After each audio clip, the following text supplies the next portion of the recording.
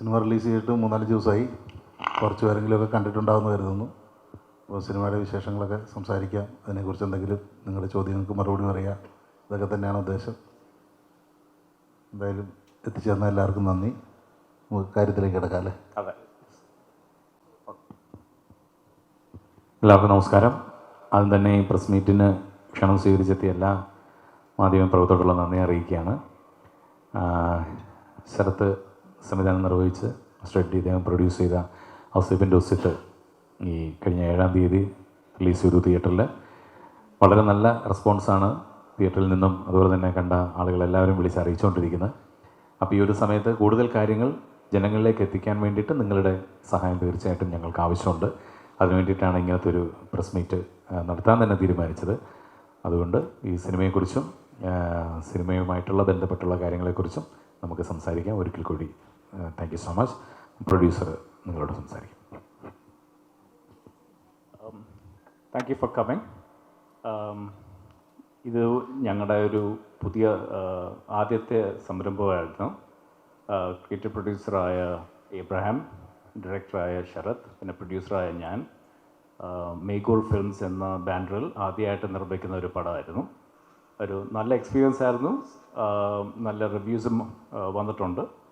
ഇനി മുന്നോട്ട് നിങ്ങളുടെ എല്ലാവരുടെയും പ്രോത്സാഹനവും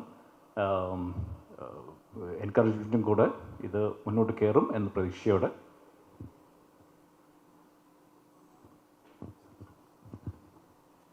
നിങ്ങൾക്ക് എന്തെങ്കിലും കുറച്ച് ചോദ്യങ്ങളുണ്ടെങ്കിൽ ചോദിക്കാം. നമുക്ക് അതിലേക്ക് കിടക്കാം.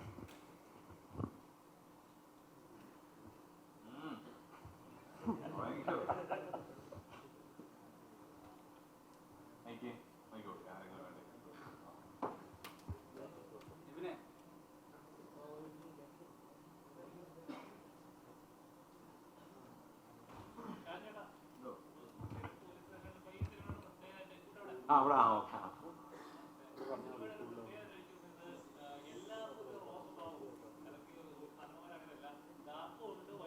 അതെ.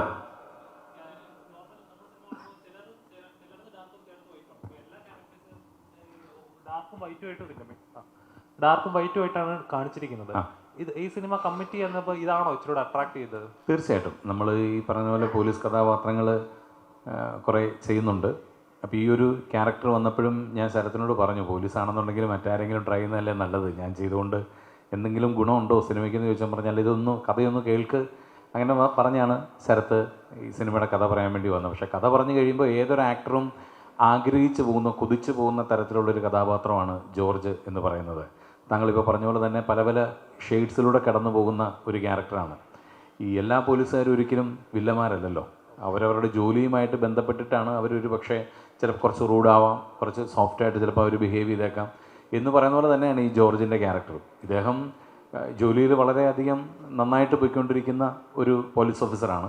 ഇദ്ദേഹത്തിൻ്റെ ഫാമിലിയിൽ വരുമ്പം ഇദ്ദേഹത്തിന് അപ്പനുണ്ട്, ഇദ്ദേഹത്തിന് ചേട്ടനുണ്ട്, ചേട്ടൻ്റെ ഫാമിലിയുണ്ട്, അനിയനുണ്ട്, ഇദ്ദേഹത്തിൻ്റെ ഫാമിലിയുണ്ട്. അവിടെ എല്ലാം ഇദ്ദേഹം വളരെ സോഫ്റ്റ് പേഴ്സണാണ്. പക്ഷേ ഒരു പ്രത്യേക സാഹചര്യത്തിൽ ഇദ്ദേഹത്തിന് ചില കാര്യങ്ങൾ ചെയ്യേണ്ടി വരുന്നതാണ്. അതുകൊണ്ടാണ് പല പല ഷെയ്ഡ്സിലൂടെ പോകുന്ന ഒരു ക്യാരക്ടർ എന്ന് പറയുന്നത്. ഒരു ആക്ടറെ സംബന്ധിച്ച് വളരെയധികം ചലഞ്ചിങ് ആണ് അതുപോലത്തെ ഒരു ക്യാരക്ടർ. അപ്പം അതുകൊണ്ട് തന്നെ ഈ ഒരു ക്യാരക്ടർ വന്നപ്പം ഒരു സംശയം തോന്നിയില്ല, ഇത് ചെയ്യണോ വേണ്ടയോ എന്നൊരു നിമിഷം പോലും ചിന്തിക്കേണ്ടി വന്നില്ല. ഫസ്റ്റ് ലൈൻ ഒരു സ്റ്റോറി പറഞ്ഞപ്പോൾ തന്നെ ഞാൻ ശരത്തിനോട് പറഞ്ഞു, ശരത്ത് ഞാൻ ഇന്നാണ് എന്ന് പറഞ്ഞു. പിന്നെ ബാക്കിയുള്ള ക്യാരക്ടേഴ്സ് ആരൊക്കെയാണെന്ന് ചോദിച്ച് അതിന് മറുപടി കുട്ടേട്ടൻ, പോത്തൻ, അതുപോലെ ഹേമന്ത്, സെറിൻ, ലെന എന്നൊക്കെ പറഞ്ഞപ്പോൾ തന്നെ പിന്നെ നമുക്കൊരു ഡൗട്ടിന് ആവശ്യമുള്ള ഒരു നല്ല സിനിമയ്ക്ക് വേണ്ട എല്ലാ ചേരുവകളുമുള്ള ഒരു സിനിമയാണ് ഔസേപ്പിൻ്റെ ഒസിത്ത്. അന്നും തോന്നിയിരുന്നു, ഇന്നിപ്പോൾ തിയേറ്ററിൽ കണ്ടപ്പോഴും തോന്നിയിരുന്നു. അതുകൊണ്ട് ഒരുപാട് സന്തോഷമുണ്ട്. ദിലീഷേട്ടാ എങ്ങനെ ഉണ്ടായിരുന്നു ഇതേപോലെ ഒരു നമുക്കിപ്പോൾ അമ്പായിലെ പെർഫോമൻസ് നമ്മൾ കണ്ടായിരുന്നു. ഒരു വേറൊരു ക്യാരക്ടർ ലെവൽ, അതായത് ഓരോ സ്റ്റോറി ടെല്ലിങ്ങിലും നമ്മൾ ചെയ്യുന്ന കഥാപാത്രം എത്രത്തോളം ആളുകളിലേക്ക് എത്തിക്കുക എന്നൊരു ആക്ടറെ സംബന്ധിച്ചൊരു വലിയൊരു ബാധ്യതയാണ്. ഈ സിനിമയിലെ കഥാപാത്രം എത്രത്തോളം ആളുകളിലേക്ക് എത്തും, അല്ലെങ്കിൽ ഈ കഥാപാത്രം എത്രത്തോളം അവിടെ റീച്ച് ആവും എന്ന് ഒരു പ്രതീക്ഷ ഉണ്ടായിരുന്നോ? അതൊരു ബാധ്യതയായിട്ടല്ല എനിക്ക് തോന്നുന്നത്. അത് നമുക്കൊരു ആക്ടറെ സംബന്ധിച്ചിടത്തോളം അങ്ങനത്തെ ഒരു ക്യാരക്ടർ കിട്ടുക എന്നുള്ളത് ഭയങ്കര ഒരു അനിവാര്യതയാണ്. നമ്മൾ ഏറ്റവും കൂടുതൽ ആഗ്രഹിക്കുന്നത് അങ്ങനത്തെ ഒരു ക്യാരക്ടറെ കിട്ടാനാണ്. ഇപ്പം തീർച്ചയായിട്ടും ഈ ഔസേപ്പിൻ്റെ ഒസിയത്തിലെ മൈക്കിൾ എന്ന് പറയുന്ന കഥാപാത്രം അങ്ങനെ ഇപ്പം ഞാനെന്നല്ല, ഇപ്പോൾ ഏതൊരു ആക്ടറും അത് കിട്ടിയാൽ കളയുമെന്ന് എനിക്ക് തോന്നണില്ല. കാരണം ആ ക്യാരക്ടർ അത്രയധികം മാനസിക സംഘർഷങ്ങളിലൂടെ കടന്നു പോകുന്ന, അത്രയധികം പെർഫോം ചെയ്യാനുള്ള സ്പേസ് ഉള്ളൊരു ക്യാരക്ടറാണ്. ആ ക്യാരക്ടറിനെ ഉൾക്കൊണ്ട് ചെയ്യാന്നുള്ള ഉത്തരവാദിത്തം ഏറ്റെടുക്കുക എന്നുള്ളതേ ഉള്ളൂ. അത് സാധിച്ചിട്ടുണ്ടെന്നാണ് ഞാൻ കരുതുന്നത്.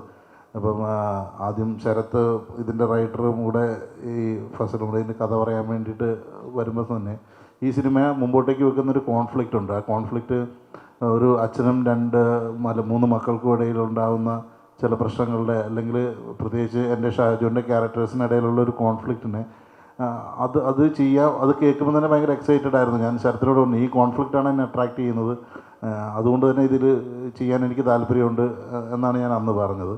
അപ്പം അത് തന്നെയാണ് എനിക്ക് ഈ സിനിമ ചെയ്തിരുന്ന സമയത്തുമൊക്കെ അതിനെ ഭയങ്കര അടിപൊളിയായിട്ട് ചെയ്യാൻ. ഇപ്പം പടം കണ്ടപ്പോഴത്തേക്കും ആണ് എനിക്ക് എൻ്റെ കുറച്ചും കൂടെ ഏരിയകൾ കുറച്ചും കൂടെ കണക്റ്റ് ആവുന്നത്. ഇപ്പം ഞാൻ ഓർത്തിരുന്നത്, ഇപ്പം എൻ്റെ ഷാജോൻ്റെ ഏരിയ മാത്രമല്ല, ബാക്കി പല ഏരിയകളിലും മികച്ച പെർഫോമൻസുകളും സിനിമയിലുണ്ട്. കുട്ടേട്ടൻ്റെ ഏരിയയൊക്കെ ഭയങ്കര രസമായിട്ടുണ്ട്. ഹേമന്തിൻ്റെ, അങ്ങനെ എല്ലാവരും അവനവൻ്റെ ക്യാരക്ടേഴ്സ് ഭയങ്കര ഇൻട്രസ്റ്റിംഗ് ആയിട്ട് ചെയ്തിട്ടുണ്ട്. സിനിമയും ഭയങ്കര ഡീസൻ്റ് ആയിട്ടുള്ളൊരു നറേറ്റീവാണ്. അടിപൊളിയായിരുന്നു. അപ്പം സിനിമ നമ്മൾ കഥ കേൾക്കുമ്പം പിന്നെ അതിൽ വർക്ക് ചെയ്യുന്ന സമയത്ത് പിന്നെ ഈ സിനിമ കാണുമ്പോൾ അങ്ങനെ ഒരു 3 ഘട്ടത്തിൽ നമ്മൾ ഈ സിനിമയെ സമീപിക്കുന്നുണ്ട്. ആ 3 ഘട്ടത്തിലും സാറ്റിസ്ഫൈഡ് ആകുക എന്ന് പറയുന്നതാണ് നമുക്ക് ഏറ്റവും സന്തോഷം കിട്ടുന്ന കാര്യം. ഈ സിനിമയിൽ അങ്ങനത്തെ ഒരു അനുഭവമാണ് ഉണ്ടായിട്ടുള്ളൂ. വിജയൻ ചേട്ടനായിട്ടുള്ള എക്സ്പീരിയൻസ്, അതായത് ഇപ്പോൾ കിഷ്കിന്താകാണ്ഡത്തെ കണ്ട ഒരു വിജയനുണ്ട്, പിന്നെ ശേഷം റൈഫിൾ ക്ലബ്ബിൽ പിന്നെയും ഞെട്ടിച്ചൊരു വിജയനുണ്ട്. ഇതിലും അതേപോലെ ആയിട്ടൊരു ക്യാരക്ടർ. ഒരാളെ കൊണ്ട് ആ ഒരു ഒരേ ഏജിൽ തന്നെ ഇങ്ങനത്തെ പല ക്യാരക്ടേഴ്സ് ചെയ്യുന്നത് ചെറിയൊരു കാര്യമല്ല. അത് ചേട്ടന് ഒരേപോലെ എക്സ്പീരിയൻസും ഉണ്ട്. എങ്ങനെ ഉണ്ടായിരുന്നു വിജയൻ ചേട്ടൻ എന്നൊരു? ഭയങ്കര ഭയങ്കര അടിപൊളിയാണ്. ഭയങ്കര ഡെഡിക്കേറ്റഡ് ആയിട്ടുള്ള ആക്ടർ. ഞാൻ മുമ്പ് സംസാരിച്ചിട്ടുണ്ട്. വിജയരാഘവൻ എന്ന് പറയുന്നത് അങ്ങനെ സീനിയർ ആണെങ്കിലും പുതിയ ആളെ പോലെ ഓരോ സിനിമയിലും വർക്ക് ചെയ്യുന്ന പോലെയാണ് എനിക്ക് തോന്നിയിട്ടുള്ളത്. എത്രയോ വർഷമായിട്ട് ഒരുപാട് അച്ഛൻ കഥാപാത്രങ്ങൾ അല്ലെങ്കിൽ ഈ ടൈപ്പ് ക്യാരക്ടേഴ്സ് വന്നിട്ടുണ്ട്. അപ്പം എനിക്ക് പലപ്പോഴും നമ്മളെപ്പോഴും നോക്കി കാണാം, നമുക്കും ഒരേപോലത്തെ കഥാപാത്രങ്ങളാണ് കുറച്ച് കഴിയുമ്പോഴത്തേക്കും സിനിമകളിൽ ഇങ്ങനെ കിട്ടിത്തുടങ്ങുക. സിമിലർ ആയിട്ടുള്ള, നേരത്തെ ഷാജൻ പറഞ്ഞ പോലെ പോലീസ് ക്യാരക്ടേഴ്സ് അല്ലെങ്കിൽ ചില സിമിലാരിറ്റീസ് ഇങ്ങനെ ക്യാരക്ടേഴ്സിൽ വന്നുകൊണ്ടിരിക്കും.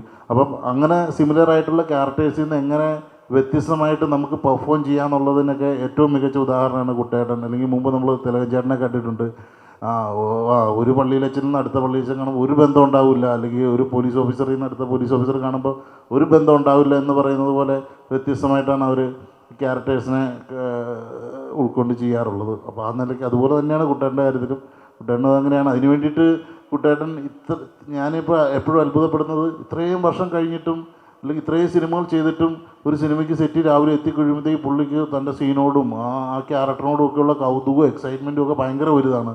അതിൻ്റെ കുഞ്ഞു കാര്യങ്ങൾക്ക് വേണ്ടി പിടിവാശിന്ന് ഞാൻ ഉദ്ദേശിച്ചത് ആ കഥാപാത്രത്തിൻ്റെ പൂർണ്ണതയ്ക്കോ അല്ലെങ്കിൽ അതിൻ്റെ ചെറിയ മൈന്യൂട്ട് കാര്യങ്ങൾക്ക് വേണ്ടിയിട്ട് അത്രയധികം ആർഗ്യൂ ചെയ്യുകയും ശ്രമിക്കുകയും അതിൽ ചിന്തിക്കുകയും ചെയ്യുന്നൊരു ആക്ടർ എന്നതിൽ എനിക്ക് ഭയങ്കര റെസ്പെക്റ്റാണുള്ളത്. അത് ഏതൊരു ആക്ടർക്ക് മാതൃകയാക്കാവുന്ന സീനിയർ നടന്മാരിൽ ഒരാളാണ് അദ്ദേഹം.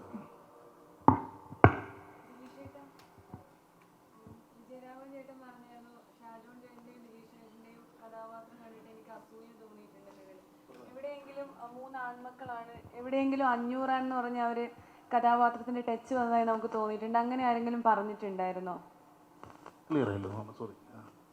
വിജയരാഘവൻ ചേട്ടൻ പറഞ്ഞായിരുന്നു, ദിലീഷ് ചേട്ടൻ്റെയും ഷാജോൺ ചേട്ടൻ്റെയും കഥാപാത്രം കണ്ടപ്പോൾ എനിക്കത് ചെയ്യാൻ തോന്നി, അസൂയ തോന്നിയിട്ടുണ്ടെന്ന്.